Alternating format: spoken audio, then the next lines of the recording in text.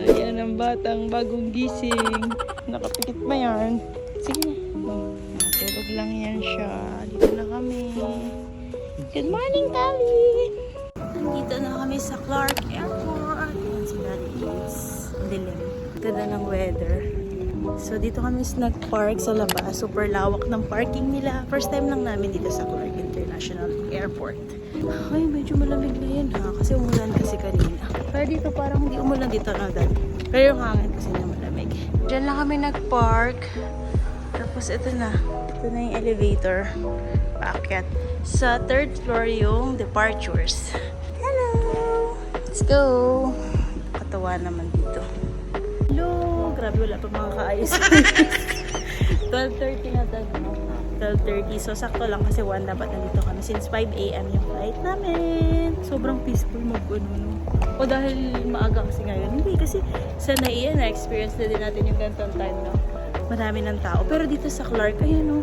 Kunti ang tao. At ang tahimik na. Para ako lang maingay dito. So, mamaya na lang tayo mag-usap. Kakahiya dito. Bawal ang maingay. Grabe, ang ganda ng airport dito sa Clark. Si Kali girl tulog pa rin. Ay, gising na pala.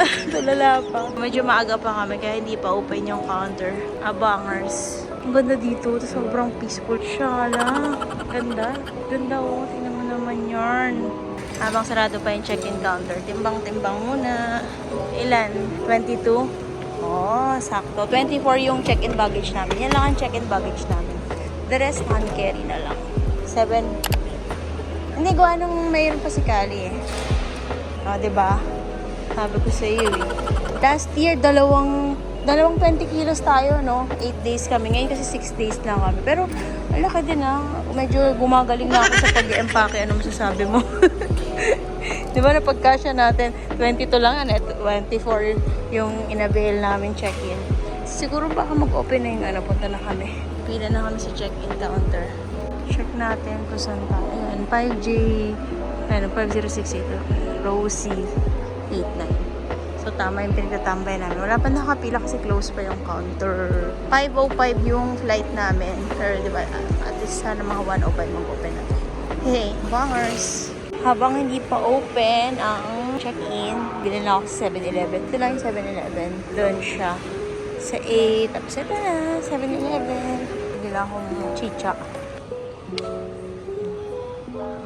Talaga naman bangers kami. Gising ka pala eh. Ayan na si Daddy H. Nagsi-self-check-in na kami. Kali girl. Antok talaga siya. Ganda talaga dito. Sa NAIA kasi. Last year parang same time lang halos yung flight namin pa Japan. Madami ng tao kahit ganito. Dito ang peaceful.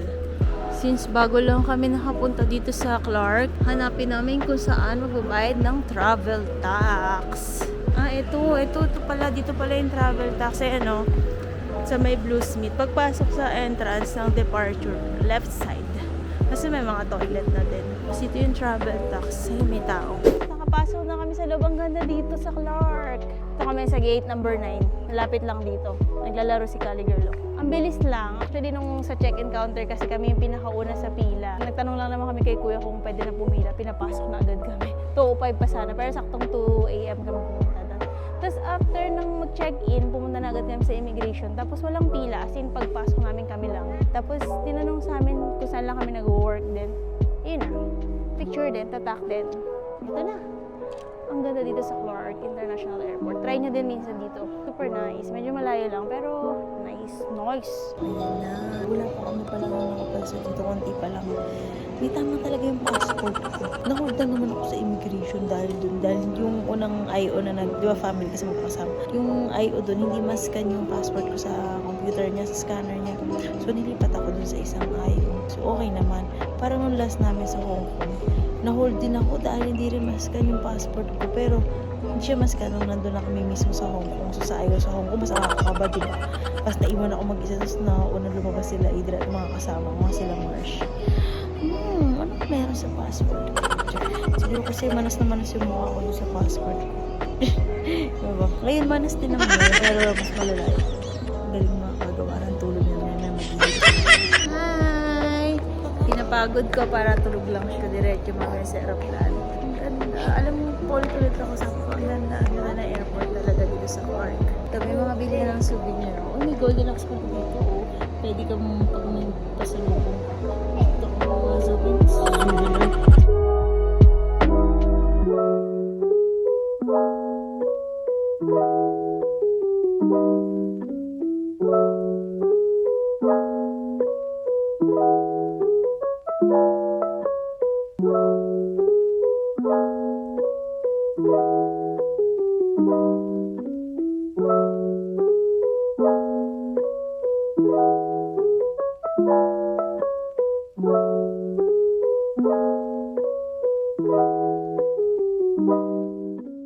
Touchdown, Narita. Rent kami ng pocket wifi dito sa may global wifi. Sa Klook kami nag-avail. Doon yung arrival. Paglabas lang dito, left side. Ito na siya. Nakuha na namin yung pocket wifi dito sa paglabas ng arrival hall. So ngayon, kainan time. Gutom much na kami. 11 a.m. na. So yung process pagdating namin dito, pagbaba ng aeroplano, may halos isang oras din. Medyo matagal sa immigration kasi madami ang travel. So ngayon hinahanap namin kung nasaan ang lift. Hindi mo naman kasi pwede isang pa yung stroller sa escalator. Minsan pwede, basta walang sakay na bata. So hanap-hanap tayo. Saan ang lift? Nasa taas kasi yung kainan dito. Alam ko yung Yoshinoya. Dito wala namang problema kung magtatanong ka na magtatanong. Talagang sasabihin na dito. First meal. Dito kami sa Yoshinoya. Ito yung order ni Adrian. Ayan. Yung beef bowl. Ashes one. Yung laging order. Isa ko. Try ang bawa. Uy, ang bilis. First time ko ito-try ito yung may macaron. Mukhang masarap kasi si Kali mahilig dyan sa fish. Si Daddy yung beef bowl. Ayan. Tikman natin yung miso soup. Sarap talaga. Tikman natin itong mackerel. Tikim muna, tikim. Sarap. Dati tikman mo, sarap. Sobrang malasa siya. Dinig ko kulang yung isang bowl ng kanin dito. Yum yum. Siyempre ito, ashes one. Masarap to. Sarap. Ang sarap. Sigado din nagustuhan niya yung mackerel. Malasa kasi talaga siya. Super malasa. Maumami. Kano lang yung bill namin. Yung in-order ni Dylan ng beef bowl. Tapos ako to, yung may beef din. Tapos may mackerel. Ang sarap. 1266 yan. Convert nyo na lang. Ito, and then, punta tayo sa Japan. Sa Japan na tayo. Hindi makamuha sa Hong Kong. Kala niya sa Hong Kong pa rin kami pupunta ngayon. So after nga pala nito kumain, pupunta na tayo doon sa train station, no, sa Keisei Skyliner Kineso. Doon kami sasakay ng train going to Ueno. Tapos sa Ueno, walking distance na lang yung accommodation namin, yung hotel namin, Apa Hotel Ekikita. So yun, later, nandito na kami sa basement 1, kung saan kami sasakay ng train going to Ueno. Yan, nasa Skyliner. Naalala ko dyan kami sumakay na. Pipila na si Ideran dito sa kuhaan ng ticket sa machine. Dito rin kami kumuha nung last year. Diyan sasakay. Kakasakay lang namin ng train going to Ueno. Si Kali, 6 years old below, libre pa. Kaya wala siya kasi kandong lang si Daddy. Dito na kami sa Ueno Station. Dito na kami sa hotel. Walking distance lang yung hotel. Dito kami sa lift. Welcome back to Ueno. Dito na ang Budol Center of Tokyo. Budol Center. Kahabaan na yan. Diyan tayo nabudol. Alam mo yun. Yung first namin na punta dito, hapon na rin tayo dumating na dad. Sobrang lakas ng ulan. So ngayon naman, mainit na. Grabe, nakakamiss to. Itong batang to nagayaya. Alam niyo kung saan nagayaya? Turo ko sa inyo. Yan. Doon sa mga machine na yon. Yung mga yon. Diyan siya nabubudol lagi pag dumadaan kami eh. Ito lang siya, paglabas ng Keisei Skyliner, ayan na yung Ueno Station. Sobrang lapit lang. Tsaka maganda talaga magstay dito banda. Maraming pagkakagasusan. Malapit kasi siya sa mga bilihan. Ito malapit sa isang sakay lang ng train sa airport na siya.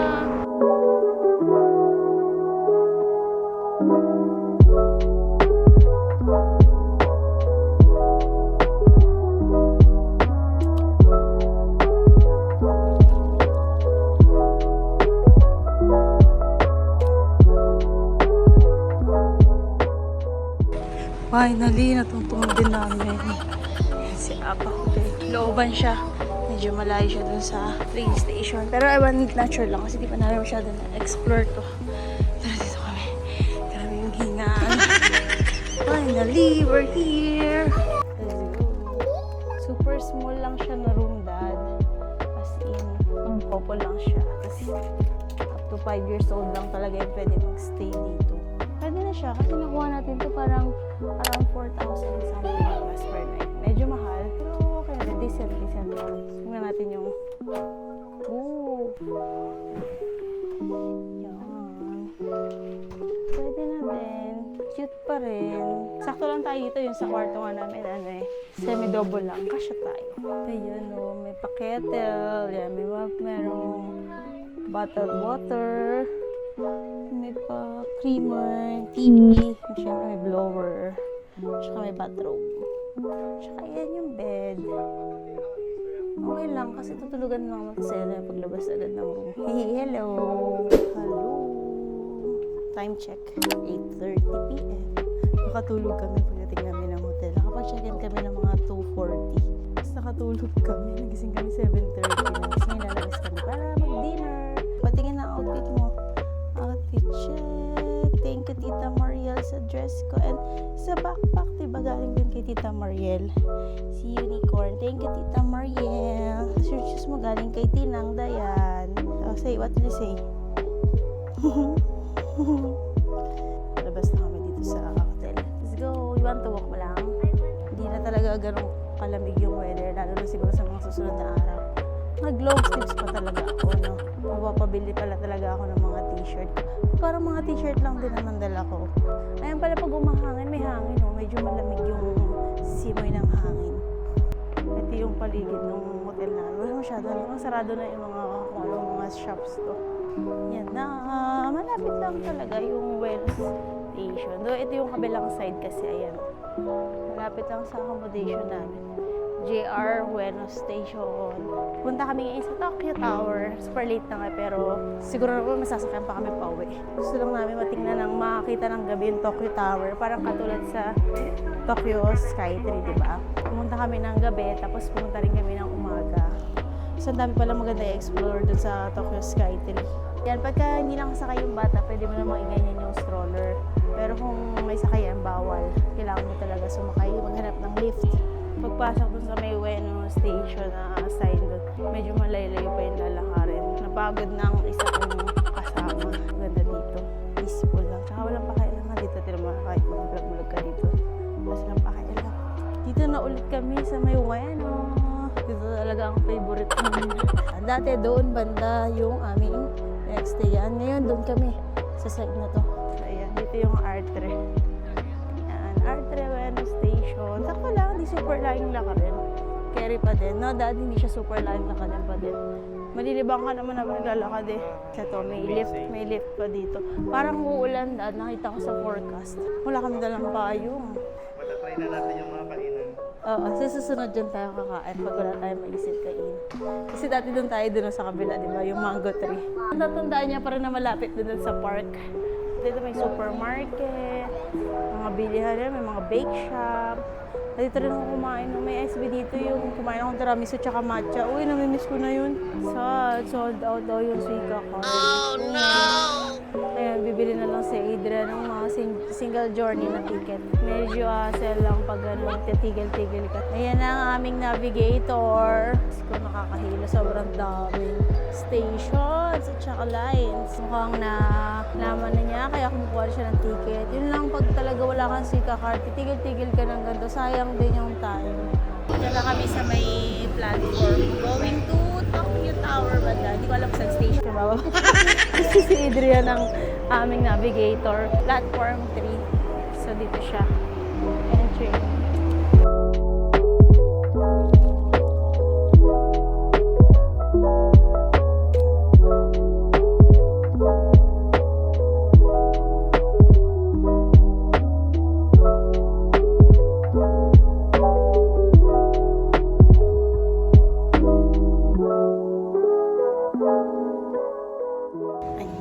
Ayan na yung Tokyo Tower. Kita niyo ba yan? Medyo malayo yung lakarin from dun sa Hamas station. Pero, masulit naman kasi, parang kahit naglalakad ka ng malayo, di ba dad? Malilibang ka kasi dahil mo makikita dito bilang mga marites tayo ng sambayan. Ganda pa dito. Ngayon lang kami pumunta dito kasi last year di namin napuntahan to. Hindi na kaya ng powers pag wala na.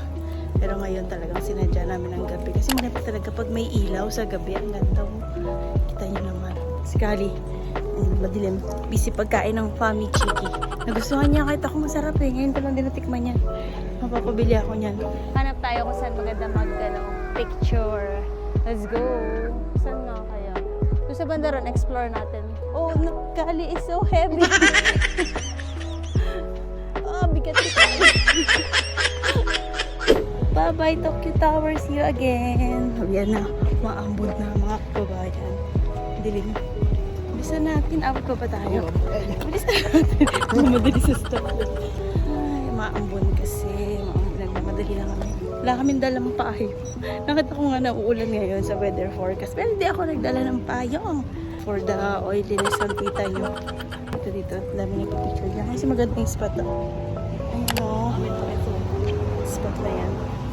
Pagali ka doon sa train station yan. Bigo ang isang tao doon sa Coco Curry. Baka kasi masaraduhan kami ng train. Mahal mag-taxi. Mahangin. Tapos may pag-ambon. Sarap maglakad-lakad talaga dito sa Japan. Sige mo kahit umaambon, no? Parang kang may raincoat. Yes! Yes naman po. Kamusta naman po? Ayan si Tokyo Tower. Doon kami nang galing. Apakalayo. Pero okay lang. Sarap maglakad eh. Paano pumunta sa Tokyo Tower? Dito pagbaba dito sa Hamamatsucho Station. Ayan na siya. Yon, walk straight ka lang doon. Tapos may lilikuan ka ng konti bandang kanan. Ayan o, medyo malayo pero okay lang. Sulit ang lakad. Doon na kami. Uwi na kami.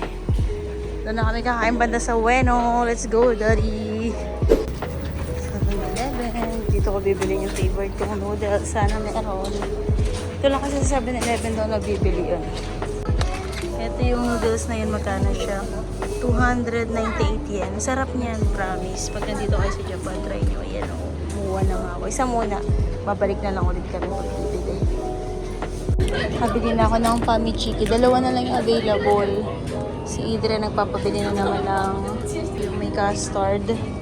Where is it? Where is it? Hanapin ko. Isa nakahiwalay yun. O ito ang pinapabili ko.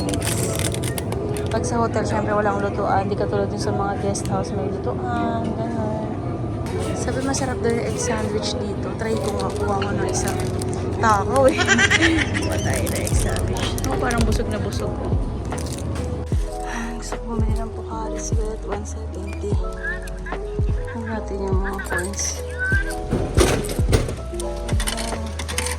Sobrang pagkakilig ito. Kailangan natin ito dito dahil sa pagod natin pag lalakad.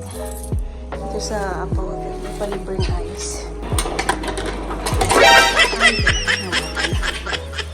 Ito na ang aming nabili sa Pandini. Sa Family Mart at saka sa 7-Eleven kami bumili. Itong Fami Chiki. Ngayon lang namin natikman. Ang sarap talaga. Napabili ulit kami. Sayang nga dalawa na lang available. Kasi ito rin. Ang sarap eh. Nakita ko parang ang daming spread. Tapos ito, nakikita ko ito sa mga nagmumukbang. Sa ito yung favorite namin na tuna mayo. Pero mas bet ko yung nasa Lawson. Wala lang malapit na Lawson dito sa hotel namin. Tapos ito, fresh milk para kay Kali. At ito, super recommended favorite ice cream ni Idri Yarn. Ito diba yung kilalang noodles dito. Si Kali ingay. At ito ang talagang favorite na namin na noodles dito sa Japan. Sa 7-Eleven lang namin nakikita to. Not sure kung meron sa ibang ano. Pero kasi yung pinsan ko si Ate Matet yung nagpatikim sa amin nito. Ang sarap talaga. Kain na! Ayan na, tikiman tayo. Tinitik lang daw. Tiplayin natin yung ito yung sauce. Ayan o. Sarap nito. Sayang, nalimutan ko bumili ng rice. Hindi ko alam kung tama yung ginagawa ko sa pag-prepare nito. Pero yun lang, pinaghalo-halo ko lang dito. Tapos, lalagyan ko ng pag-prepare. Tikman muna natin to. Parang mochi. Curious ako eh. Tikman natin. Yung smell niya parang may toyo, parang gano'n. Parang ako pala. Ba natin? Gustuhan ko siya. Glutinous rice, yun. Yung lasa niya, parang medyo maalat siya na matamis. Ang sarap. Gusto ko. At yung favorite na ice cream ni Adrian, talaga namang ito siya. Pakita natin. Yummy. Yung ice cream na favorite ni Adrian. Kali. Tinig mo muna. Patikim ba? Patikim ko na ito. Masarap to. Magkahaw. Harap. Hindi siya yung sobrang matamis. Bubusog tayo ba? Hindi pa malambot yung noodles na. Kinuha lang ako ng tubig dito. Oh. Medyo maalat kasi ang pagkakon. Kain mo tayo ng chicken. Kami chiki. Punito ako dito. Ganyan ang tamang pagkain. Gustuhan din ni Gali itong hap. Ito yung milk ni Gali. Ang tamis. Yung isang brand pala yung nabili ko dahil may available dun sa isang family mart. Midnight Snack. Ayun o, may parang mga giniginiling siya eh. Wala akong kutsara kaya higupin natin pag ganito. Actually parang medyo ka napadami sa bawang. Pero masarap pa din. Sarap ng broth na itong noodles na to. Kasi yung parang siyang, yung mga parang alam mo yung bagong lutong ramen talaga na.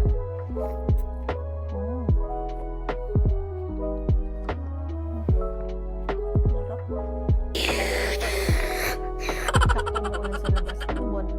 May mustache ako. Magandahan ngayon. Travel namin ngayon. Hindi na dumidadi sa bote si Kali. Once. Dami na ito. Meron pa akong pang breakfast bukas. Tapos, ito. Malamang bukas ko na ito kainin. Ito, Dad. Kakainin mo na ngayon bukas na. Mamaya. Uy, may pa-dessert. Ito yung cream puff. Araw-araw kami bumibili niyan pag nandito. Kainin ko na nga ito. Baka may oras lang to. Ay, mali ata yung pag-open. Hindi ko na-open yung number 1. Bayan, delicious. Kasi natin itong egg sandwich. Hilig ako sa ganito eh. Pero ngayon ko lang ito na-try. Wow! Sarap!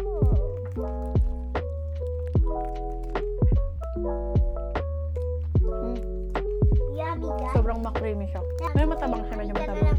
Okay din. Ay, parang oo. Perfect nga dito yung pamit chicken. Tatry ko sa susunod na araw yan. Ay, hindi ka nga pala mahilig sa ganito sa mga egg-egg. Ito. Ito, tagkalahati tayo. Ay, dalawa pala dalawa. Medyo matabang siya, pero masarap na siya yung makrimi. Pwede siya dagdagan talaga ng pamit chicken. Last year, na-try ko ito iulam sa kanin. Basta hindi nyo dadamayin yung sabaw. Sarap. Bukas na-rice tayo. That's it for today's video. Bye, guys. See you tomorrow. Thank you for watching. Thank you for watching. Mwah! Mwah.